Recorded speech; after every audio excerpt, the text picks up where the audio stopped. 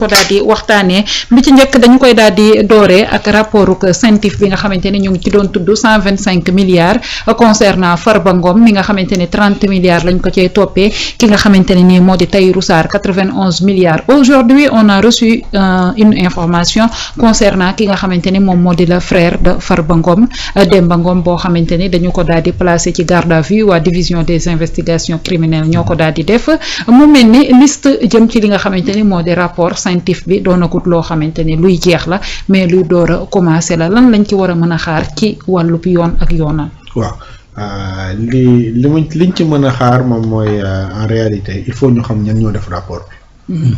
ban période lañ ko def. parce que aussi y a beaucoup d'amalgame. je rappelle que lii xew ci rapport lu CENTIF bi comme li xew ci rapport lu fonds Covid bi. mais bi muy am c'était le président Macky Sall moo nekkoon au pouvoir. donc rapport bi ñu koy def moom c'est sous son magistère. donc le président Bassirou Diomaye Faye ak gouvernement am rapport yi ñu jàppee Farba Ngom ak yi ñuy toppee actuellement ñii war a dem tey ci commission d'instruction bi ci assemblée nationale. amul benn yoon boo xam ne si li tey bi muy am rapport yooyu. le président actuel nekkoon au pouvoir. donc ñoom ñi ngi nekkoon dans l'opposition mënuñu woon influencer benn yoon cours choses yi. ci rapport CENTIF boobu noonu. ci information yenn journalistes yi ngeen doon joxe journalistes yu xare ñi ngeen nekk. donc kii ñuy wax ni jotoon nañ ko ci tudd bu yàgg. donc di wax ni en réalité waxoon nañ ni moom il travaille avec son frère.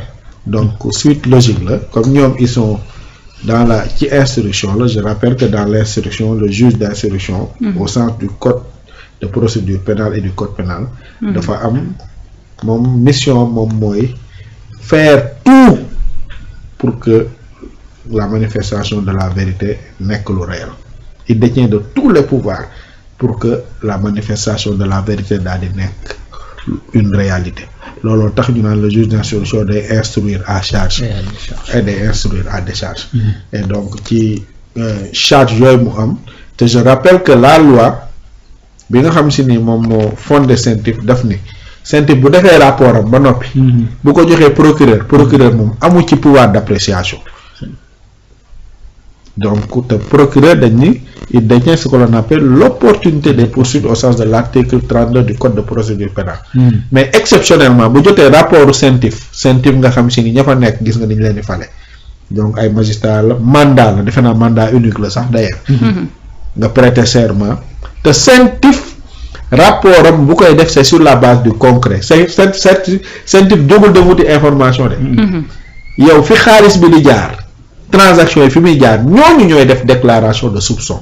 parce que dañoo am obligation def ko. muy notaire yi muy. banquier yi. fi xaalis bu bari boobu noonu di jaar xaalis bu fa jaar jaaxal leen ñoom dañoo am obligation daal di alerter CENTIF daal ci def ay jàngat yow tey soxna Binta bu CENTIF di def.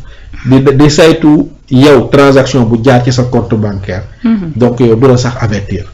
moom dina gëstu ba retracer origine u xaalis bi ak fa mu jaar bu ñu gisee dara lu ko jaaxal mu def ci rapport bu defee rapport rek comme moom du la woo laaj la procureur nag moom mooy toppee mu jox ki ñu war a mën a topp kooku daal di koy jox loxo juge d'instruction mu mën a xóotal. donc Farba Ngom buñ ko ci cité. biñ ko ci cité ci gouvernement wu président Macky Sall la woon. donc bu amee ku memee rek na mere le président Macky Sall beneen bi moom mooy montant yi ñuy retracé parce que j'ai vu beaucoup de manipulations. en tout cas ci avocats yi moom ils ont été ñoom jël nañ seen responsabilité c'est des montants qu'ils ont vu mu transiter ci ay comptes bancaires. tout à fait c'est pas des montants inventés de. bokkul ak poursuite yooyu Macky Sall doon def nga xam dañuy ñëw xool sa buntu kër yi la sa kër gi léegi valeur bi la yokk valeur bi ah non. contrairement à ce qu'on dit li CENTIF di def ça se base sur du concret day gis origine xaalis bi mu jógee un point A ñëw dugg un point B moo tax parfois bi ma déglee l'autre jour ku mel ni Tahirou Sarr aussi di ci wax. man dama ci am lu ma naqari. il faut savoir s'informer même quand on est un député pouvoir le dire. raconter ay éléments de langage de l'APR sans pour autant nga vérifier ko qu'est-ce qu'il dit. il dit que way man dama rëccu parce que li tax ma dem ci ma voté levée d'immunité parlementaire u Farba Ngom parce que tout simplement politique la journaliste bi laaj ko lu tax mu ne parce que xaalis bi yëpp trésor public la jóge kon moom dafa jàpp ni trésor public lu fa jóge rek mënul nekk xaalis bu illicite. dama lay jox exemple nga comparer. Dans l'affaire Moustapha Diop et Tabaski Ngom. xaalis bi fu mu jógee. trésor public. xaalis boobu. est-ce que légalement waroon na fa génn noonu. utiliser wuñ ay procédés yeneen. benn GIE. ba kooku tey ñu jàppale ko moom ak soxna Tabaski. waaw léegi xaalis boobu jógewul trésor public. léegi noonu buñ suivre logique am kon ndaw soos waruñu ko jàpp. fonds Covid 19 xaalis boobu fu mu jógee xaalis bi nit ñi toog fu mu jógee. jógewul trésor public. moom buñ suivre logique am. kon waruñu topp kenn ci affaire bi. L'argent peut bel et bien provenir du trésor public et avoir une destination qui est illicite. ndax nit ñi mën nañoo def une escroquerie. def ay pexe ba génne fa xaalis. ci këyit yu légal mais dans le fond mu am une illégalité derrière. de la même manière xaalis mën naa am destination trésor public nit ñi daal di koy jaar ci kaw damm ko jaarale ko feneen fu bokkul. corruption yi ngay dégg nii mënul génne trésor public. surfacturation yi ngay dégg ba buñ ko defee ci benn marché pour mu am rétrocommission buñ koy fay du génne trésor public. donc génne trésor public taxul xaalis bi mu licite wala mu illicite. mais pour le cas de Demba Ngom. degré d'implication jëm ci li nga xamante ni moom moo di rapport CENTIF ñu daal di koy tudd en tant que frère ki nga xamante ne ni moom moo di Farba Ngom même charge yi pesé ci kaw Farba Ngom moom mooy pesé wu ci kaw ki nga xamante ne moom moo di frère am wala degré d'implication bi day nekk lu minime. parce que dans la procédure pénale xam nga. bu fekkee parce que y a deux choses mën nga nekk yow auteur principal ñu lay topp. bu fekkee ñu baree ko def am na lu ñu tuddee en droit pénal la coaction ñu defandoo ñu yem ci ñun ñëpp responsabilité y a ce que l'on appelle aussi la complicité. complicité moom mooy day am un fait principal punissable. muy benn nit ku def infraction mais moom ay acte matériel de complicité maanaam ñoom ñu ko jàppale ci loolu pour mu war a mën a nekk. am na sax association de malfaiteurs loolu am na ci droit pénal. Maintenant nag tout dépend de la nature de l'infraction qui a été visée bu fekkee acte de complicité la xaama nit boo ko joxee xarañteef xel rek pour mu def infraction yow complice ngam la boo ko transporter sur les lieux yow complice ngam la boo ko joxee outils yi mu ko war a mën a defee ak méthode yi mu ko war a mën a defee yow complice ngam la donc loolu lépp ça dépend ci xóotal bi juge d'instruction def parce que l'instruction et les secrets dañuy respecter les secrets de l'inscription. mais buñ ko woowee rek c'est parce que sentir nañ ni soit am na mouvement bu jóge ci compte ki ñu topp principalement jëme ci moom wala moom mu am ay retrait yoo xam daf ko def au nom et pour le compte de ki ñuy topp loolu tax ñu koy considérer comme d'instruction. boo demee nag pour nga mën a bénéficier wu d'une liberté provisoire wala ñu bañ la topp benn charge wala ñu def la sous contrôle judiciaire wala bracelet électronique la loi elle est claire. da ngay andi une contestation sérieuse c'est ce que dit la loi. un cautionnement wala nga andi un cautionnement. te cautionnement bi quotité bi c'est prévu par la loi. Le juge d'instruction bi daal di apprécier maintenant moom dañ koy topp il bénéficie de la présomption d'innocence. bu demee ci kanamu juge d'instruction bi bu amul dara luñ ko ci toppee lu ci yoonam newul. juge d'instruction bi bu amul dara luñ ko ci toppee lu ci yoonam newul. bu ko prouver je pense que le juge d'instruction da koy bàyyi mu dem. waaye bien le cas de Tange il était parti. maa ngi dégg Cheikh Bara naan Tange Tandian nañ ko woowe imprimerie Tandian ndax kayitam yu bari yooyu damay yóbbu ay kayitam ma wax na ko def pourtant Tange am lu mënti xew te tout le monde xam nañu Tange était hostile à ce régime da doon def ay émissions uniquement daanaka nga baal ma ci kàddu gi c'était de la pornographie ci kanamu média yi di wax lu ñaaw ci nderu Ousmane Sonko ci benn média bu ñëpp xam ci benn heure boo xam ñëpp a koy ñëw di seetaan di wax lu ñaaw di ko teg ci deram donc ñii buñ doon fayantoo dëgg-dëgg taxantu ñëmi karam te pourtant ba mu dajale kayitam yooyu moom nee na du réeral kayit de wax na ko de pourtant ñëw teg ko wax ay kayitam convaincre na juge bi bañ bàyyiwaat ko mu ñibbi te pourtant ko sénéwul contestation sérieuse la daal di def ñu daal di koy bàyyi mu daal di ñibbiwaat ca këram Alaaji Rawaan kii di Demba Ngom espérons que ni bu demee foofee ca kanamuk juge d'instruction dana daal di def li nga xamante ni tamit moom moo di contestation wala li nga xamante ni nii moom moo daal di ñeel rapport que CENTIF boobee degré d'implication am ci mbir mi fan la ci daal di toll. waaw tout à fait donc déjà damay contribuer ci Moustapha li mu doon développé ci côté trésor public. C'est-à-dire il faut savoir que trésor public boo ñëwee sax xaalis war fa génn maanaam ki nekk trésor public ñetti yëf lay xool day xool ndax effectivement la documentation bi nga war a fournir mooy facture mooy BL mooy effectivement sécurité fiscale et tout ça ndax lépp yemb na xam la donc ndax réellement exécuté nga le marché deuxièmement mu xool ndax yow ki la ne nañ la fay mooy ordonnateur de dépense bi ndax kooku moo war a ordonner la dépense si c'est ok mu xool ndax fonds yi ñu la war a fay disponible na ci compte yi wala déet trésor loolu lay xool si yaa ngi dégg donc su fekkee dafa am irrégularité en amont avant yow nga yegg si trésor loolu trésor mun ko xam l'exemple que je donne maanaam dama bëgg jënd yow ci yow 10 kilos ceeb 10 kilos ceeb 10 000 lay jar ma facturer la ko 20 000 nga accepté ko yow ci agence bi nga nekk ñu defar toutes les factures ba lépp normal ma livrer la ko ak samay BL et tout su ma demee trésor mënut a xam loolu c'est day xool ndax document yi wane ni man livré naa ceeb bi yor naa ko su paree mu xool ndax je suis quitte avec l'administration fiscale mooy quitus fiscale bi su noppee mu xool ndax fonds yi disponible na bu paree xool ndax ki ordonné pour ñu fay la moo war a ordonné pour ñu fay bu loolu ok wee da lay fay xaalis bi nga dem léegi nag boo fa génnee dem joxe say rétrocommission wala nga dem joxe leneen loolu trésor mënu ko xam ça c'est un deuxième point mooy CENTIF c'est-à-dire soxlawul sax xaalis bi jóge trésor pour mu war laa mën a topp c'est-à-dire des transactions entre particuliers CENTIF mën na cee jóg parce que tey CENTIF dafay topp di xeex fonds yi nga xamante ne dañuy alimenter terrorisme fonds buy alimenter terrorisme trésor public lay jóge du ko jóge di pourtant CENTIF da koy topp donc ça veut dire que même les transactions entre particuliers CENTIF da koy topp parce que transaction yooyu ba xaalis bi jógee trésor ba pare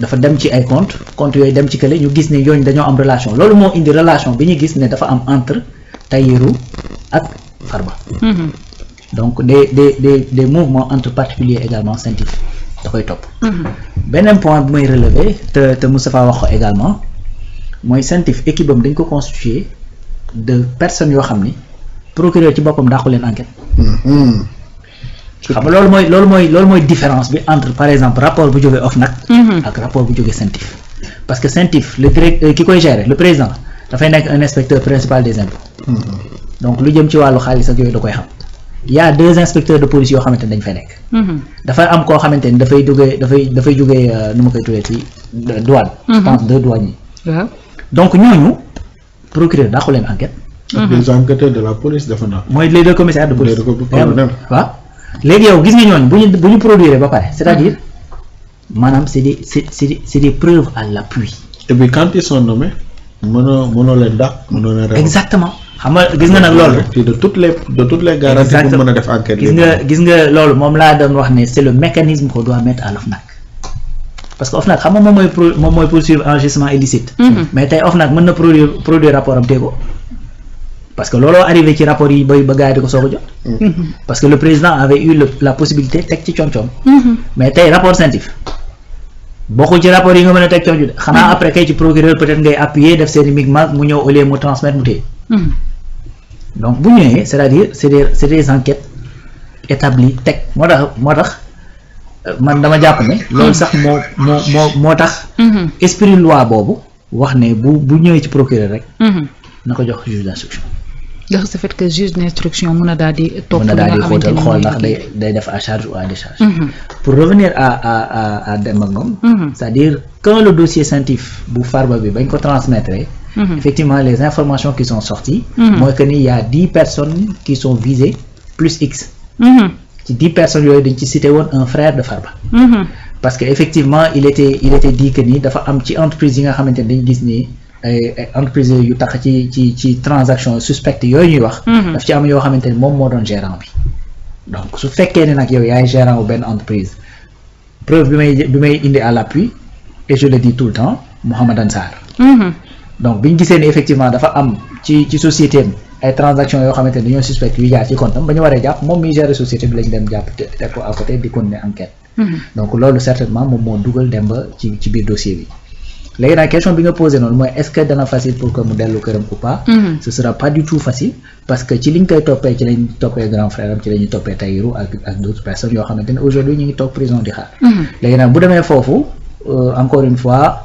c'est la contestation sérieuse ou bien le cautionnement te loolu c'est laissé à l'appréciation du juge d'instruction voilà donc mën nga ñëw après mun la noo toogal fii ba ñu lijjanti li ñuy lijjanti ba noppi soog la bañ. muy noonu Alaaji Rawane ba tey dañuy daal di wëyal ci ponk bi nga xamante ne ni moom moo daal di ñeel fond Covid 19 Moustapha gis nañu ki nga xamante ne moom moo di Mansour Faye mu fas yéene daal di dem ci kanamu ko haute cour de justice ginnaaw bi nga xamante ne mise en accusation assemblée nationale ñoom ñu ngay daal di baral liggéey ba ku ca mel ni Moustapha Diop tamit ñu nga ko fay daal di xaar foofee ca haute cour de justice ngir ñu daal di leen di mën a àtte lenn la bokk na ci fond Covid 19 la ca des daal di nay bokk ci li nga xamante ne moom moo di réduction des comptes suñ ko waxee dañuy daal di wax wàllum finance publique ñoom ñooñee ñu daal di nekk ñoo xamante ne ay anciens ministres lañu suñu demee tey ba toll ci li nga xamante ne moom moo di enquête ba condamnation war cee mën a topp procédure bi mën nga ci dellu si waat en tant que juriste ca mbir ma nan la war a mën a doxee.